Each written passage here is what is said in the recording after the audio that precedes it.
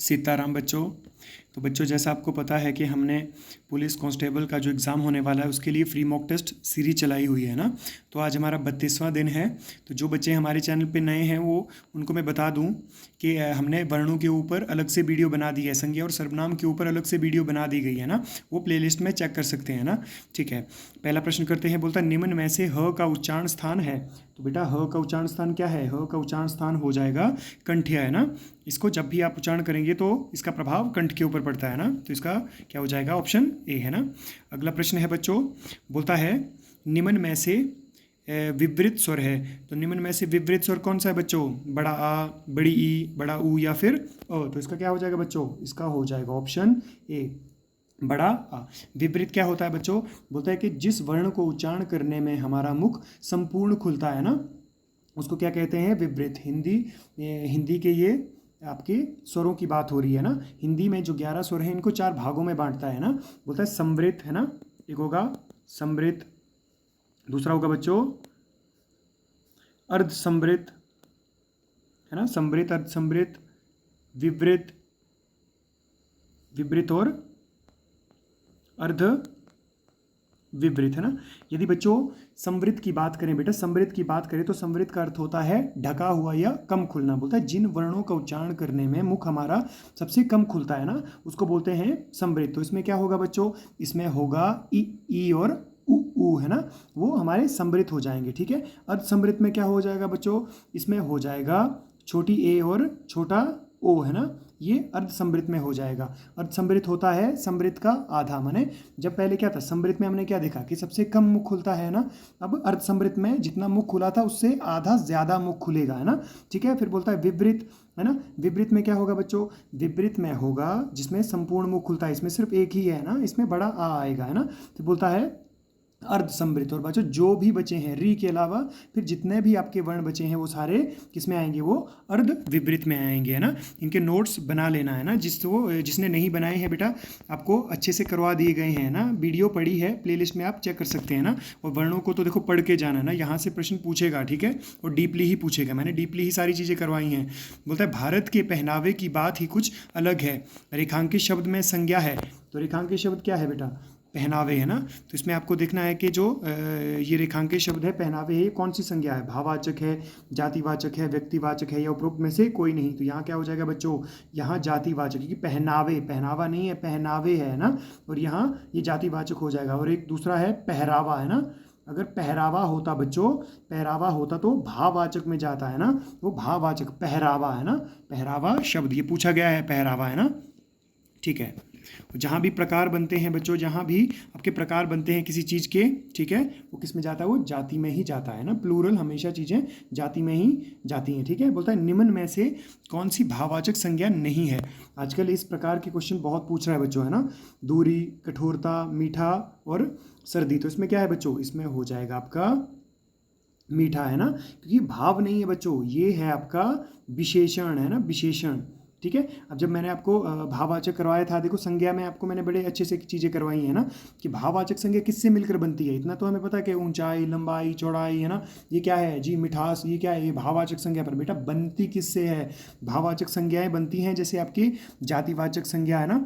जातिवाचक संज्ञा वाले शब्द जो हैं उनसे, क्रिया, विशेषण, सर्वनाम और अव्यय, है ना। अव्यय से मिलकर। अब यहाँ है देखो मीठा है ना। तो मीठा क्या है? इनको पहचानने की एक चीज़ कर लेना कि मीठा के साथ कोई शब्द लगा देना। मीठा आम, है ना। मीठा आम। तो क्या है? आम क्या है बेटा?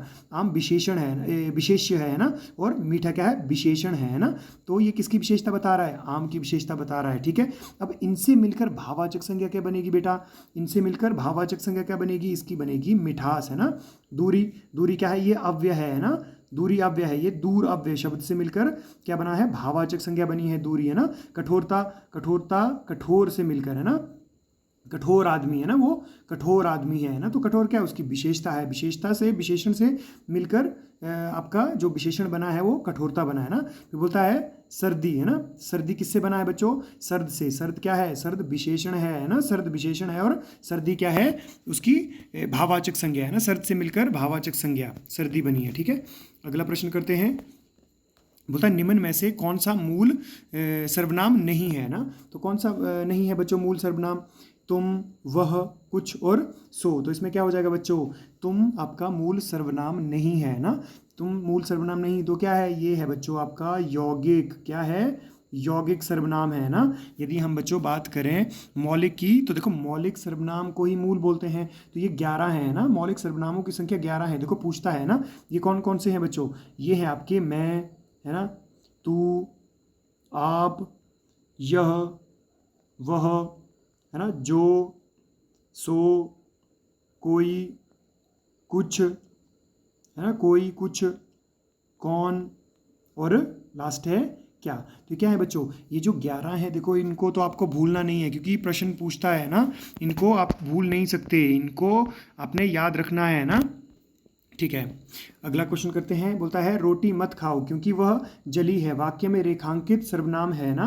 तो ये पूछा गया क्वेश्चन है बच्चों। तो ये क्या हो जाएगा, अन्य पुरुषवाचक हो जाएगा, व्यक्तिवाचक हो जाएगा, निश्चयवाचक हो जाएगा, या अनिश्चयवाचक हो जाएगा। इसका क्या हो जाएगा बच्चों, इसका निश्चयवाचक हो जाएगा, क्योंकि वह किसी व्यक्ति के लिए नहीं है, वो ये दर्शा रहा है कि भाई रोटी जली हुई है ना, कि यह रोटी मत खाओ क्योंकि वो जली हुई है, उसको निश्चित करने के लिए ही वह सर्वनाम का प्रयोग हुआ है। तो किसमें आएगा बच्चों, ये निश्चयवाचक में है ना। यदि व्यक्ति के लिए प्रयोग किया गया होता तो वो अन्य पुरुष में आ जाता है ना, पर यहाँ अन्य पुरुष की तो बात ही नहीं की गई है ना, ठीक है। अगला प्रश्न करते हैं बच्चों, बोलता है निम्न में से कौन सा अकर्मक क्रिया का भेद नहीं है ना। तो कौन सा नहीं है, जाना, सजना, तैरना और गाना। तो क्या हो जाएगा बच्चों, ये हो जाएगा गाना। देखो जब भी आप इनको करेंगे तो देखो एक क्वेश्चन पूछना है क्या, है ना, क्या कोई आंसर मिलता है तो वो सकर्मक होगी, अगर कोई आंसर नहीं मिलता है तो क्या हो जाएगा बच्चों, अकर्मक। जैसे जाना है, क्या जाना, है ना, आंसर नहीं मिला। सजना है, क्या सजना, नहीं आंसर मिला, है ना।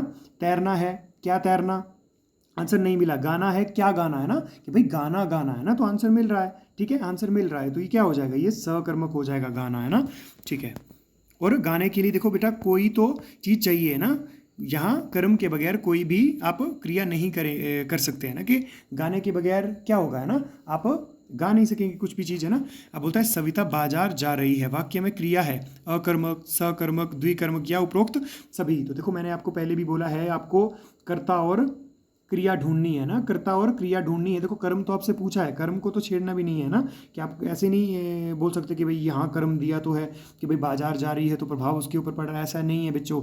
अपने कर्ता ढूंढना है और फिर क्रिया ढूंढनी है, और इन दोनों के बीच में फिर क्या शब्द, है ना, क्या या किसे शब्द, समझ गए, क्या या किसे शब्द माने क्या या किसे क्वेश्चन करना है, ठीक है। अब बोलता है सविता, सविता क्या है बच्चों, कर्ता, बाजार क्या है, क्रिया, सॉरी बाजार नहीं, जाना, है ना, जाना क्या है, क्रिया है ना, जाना क्रिया है, और सविता क्या है, कर्ता है, कि कर्ता जाने की क्रिया कर रहा है। तो यहाँ बोलता है कि अब क्वेश्चन करना है कि सविता और जाना के बीच में क्या, है ना, कि सविता क्या जा रही है। आंसर मिला नहीं मिला, तो किसमें हो जाएगा बच्चों, ये चला जाएगा आपका अकर्मक में, है ना, किसमें चला जाएगा, अकर्मक में, ठीक है। अगला प्रश्न है, बोलता है सांसें चल रही हैं, वाक्य में क्रिया है अभ्यास बोधक, नित्य बोधक, आवश्यकता बोधक या जीवन बोधक। तो इसमें क्या हो जाएगा बच्चों, ये हो जाएगा आपका नित्य बोधक। नित्य बोधक क्या होता है, वे क्रियाएं जिनके खत्म होने का पता ना चले, है ना, जिनके खत्म होने का पता ना चले। जैसे नदी बहती है ना, नदी बहती है, सांसें चलती है, दिल का धड़कना, है ना, वो क्या है, हवा चलती है, वो क्या है, वो जिसके उनके खत्म होने का पता नहीं चलता है, ठीक है। वो जैसे अभ्यास बोधक है, अभ्यास बोधक होता है बच्चों जहाँ किसी कार्य के खत्म होने का पता चल जाए, जो कंटिन्यूटी में नहीं चलती है। नित्यता बोधक क्या है बच्चों, जो जिसके खत्म होने का पता ही नहीं लगेगा, है ना, वो कंटिन्यू चलती रहती है ना। जैसे अभ्यास में क्या होगा कि वो मंदिर जाया करता है ना, वो मंदिर जाया करता है, ठीक है, वो खेला करता है, वो देखा करता है ना, वो पढ़ा करता है। तो क्या है कि आप भी पढ़ रहे होंगे, आपका अभ्यास है वो, है ना, आपका नित्यता नहीं है वो कि नित्य अभी पढ़ रहे हैं, पर बेटा कभी ना कभी तो वो खत्म होगा ना, ऐसा तो है नहीं कि 24 घंटे आप पढ़ते ही रहते हैं ना, ठीक है। अब आवश्यकता बोधक देखो बेटा, आवश्यकता बोधक होता है, इसको कर्तव्य बोधक भी बोलते हैं, जहाँ आवश्यकता और कर्तव्य का भाव समाहित हो। जैसे हमें वृक्षारोपण करना चाहिए, हमें हमारी आवश्यकता है भाई वृक्षारोपण करना चाहिए, और हमारा कर्तव्य भी है क्योंकि पर्यावरण को भी बचाना है, ठीक है, तो वो उसमें आ जाएंगे कि हमें वृक्षारोपण करना चाहिए, हमें देश की रक्षा करनी चाहिए, ये आपके आवश्यकता बोधक में आ जाएंगे। बाकी जीवन बोधक इसमें ये है ही नहीं, है ना, क्रिया का भेद नहीं है, ठीक है। अगला प्रश्न करते हैं बच्चों, बोलता है निम्न में से किसमें सभी एक ही शब्द के शुद्ध पर्यायवाची नहीं है ना, अंग, खंड, उपांश, कला या अवयव, या फिर अश्व, बछेड़ा, हय, घोटक, तुरग, तुरंग, अभ्यास, मश्क, रियाज या दोहराना, या फिर जंगल, कानन, कांतार, विपन या फिर वन। तो इसमें आपको देखना है कि बच्चों एक इसमें गलत होगा, है ना, एक इसमें गलत होगा। तो ये क्या है, ऑप्शन डी आपका गलत हो जाएगा। क्यों? क्योंकि बाकी सब जंगल के हैं बच्चों। विपन क्या है, विपन, विपन नहीं होता है, विपिन होता है ना। जंगल का पर्यायवाची विपिन होता है। विपन क्या है, गरीब का, है ना। विपन क्या है, गरीब का। ठीक है, अगला प्रश्न करते हैं। बोलता है निम्न में से किसमें सभी शुद्ध पर्यायवाची नहीं है? आरंभ, उपक्रम, सूत्रपात या इतिश्री, इंद्र, पाकरिपु, मध्वा या परहूत, उत्कर्ष, अभ्युदय, उत्थान या उन्मेष या उत्सुक, व्यग्र, रुचि या रुझान। तो इसका क्या हो जाएगा बच्चों, इसका हो जाएगा ऑप्शन ए, है ना। इसमें क्यों हो जाएगा, क्योंकि आरंभ के बाकी सब ये आरंभ, उपक्रम और सूत्रपात ये क्या है, ये आरंभ के हैं, है ना, किसी काम को आरंभ करने। लेकिन किसी काम के खत्म होने को क्या बोलते हैं, इतिश्री। तो ये क्या है, इसका उल्टा हो जाएगा। ठीक है, तो ऑप्शन आपका ए आपका सही हो जाएगा। इसमें सभी शुद्ध नहीं है ना, एक गलत दिया है। ठीक है, अगला क्वेश्चन करते हैं। बोलता है निम्न में से वैतनेय किसका पर्यायवाची है? पूछा गया प्रश्न है बच्चों, है ना। आई थिंक ये पटवारी में पूछा था या किसी में पूछा था, मुझे इतना याद नहीं है ना। गरुड़, जमींदार, कामदेव या कार्य। तो वैतनेय का क्या हो जाएगा बच्चों, ये हो जाएगा आपका गरुड़, है ना, ये हो जाएगा गरुड़। बोलता है छिन्न का विलोम होगा, है ना। छिन्न शब्द का विलोम क्या होगा, भिन्न, संलग्न, खिन्न या झनकृत। तो इसका क्या हो जाएगा बच्चों, इसका हो जाएगा संलग्न। छिन्न क्या होता है, छिन्न होता है बच्चों बिखराव के भाव को, है ना, बिखराव का भाव। और संलग्न क्या होता है, इकट्ठा होने का भाव, है ना, इकट्ठा। ठीक है, तो आप आई होप आप अच्छे से समझ गए होंगे, है ना। देखो कोई भी चीज़ करनी है तो बच्चों उनके मीनिंग को समझने की कोशिश करनी है। ठीक है, हाँ, आगे करते हैं। बोलता है खेचर का विलोम होगा भूचर, नभचर, राक्षस या सहचर।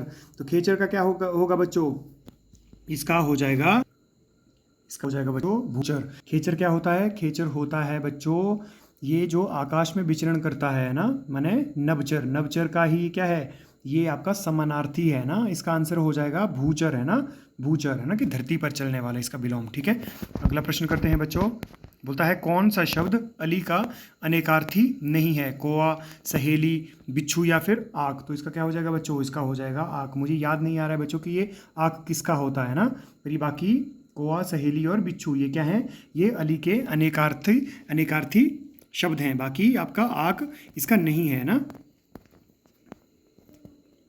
बोलते हैं निम्न में से जड़ अनेकार्थी नहीं है ना। जड़ का अनेकार्थी कौन सा नहीं है ना, जड़ का है ये, है ना, जड़ का अनेकार्थी नहीं है इनमें से। मूल, अचेतन, मूक या बड़ा। तो इसका क्या हो जाएगा बच्चों, ये हो जाएगा बड़ा, है ना। ठीक है, तो इजी ही था ये तो, है ना।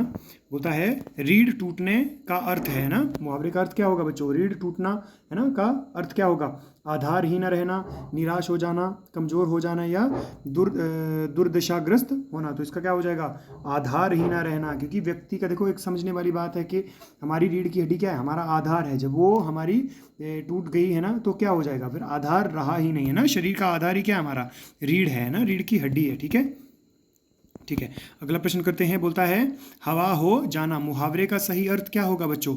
महत्वहीन हो जाना, उड़ना, तेज दौड़ना, है ना, तेज दौड़ना या फिर भाग जाना। तो इसका क्या हो जाएगा बच्चों, इसका हो जाएगा आपका भाग जाना, है ना, इसका हो जाएगा आपका भाग जाना। ठीक है, अगला प्रश्न करते हैं।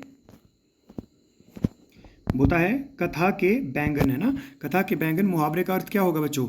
मन घड़ंत बातें, कृपण व्यक्ति, असंभव वस्तु या फिर केवल दूसरों के लिए उपदेश। तो इसका क्या हो जाएगा बच्चों, कथा के बैंगन पूछा गया है ना, केवल दूसरों के लिए उपदेश, है ना।